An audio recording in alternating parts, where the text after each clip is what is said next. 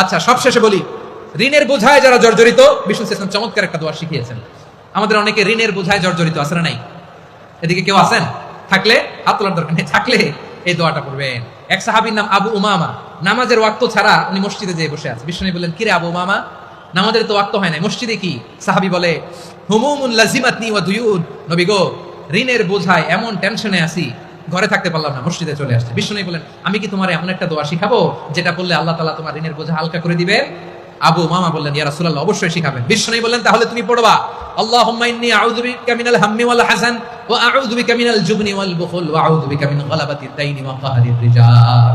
ও আল্লাহ, তোমার কাছ থেকে দুশ্চিন্তা থেকে পানাহ চাই, কৃপণতা, ভীরুতা, অলসতা, কার্পণ্যতা, এই সব কিছু থেকে, মানুষের কঠোরতা, আমার উপর মানুষের আধিপত্য এবং ঋণের বোঝা থেকে পানা চাই।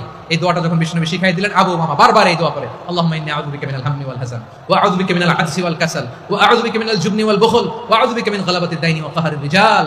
আবু উমামা বলে, এই দোয়া আমি পড়তে লাগলাম আর পড়তে লাগলাম, কিছুদিন পরে দেখা গেল বিষ্ণু নবীর শেখানো এই দোয়ার বদৌলতে আল্লাহ তাআলা আমার সব ঋণ পরিশোধের ব্যবস্থা করে দিয়েছেন।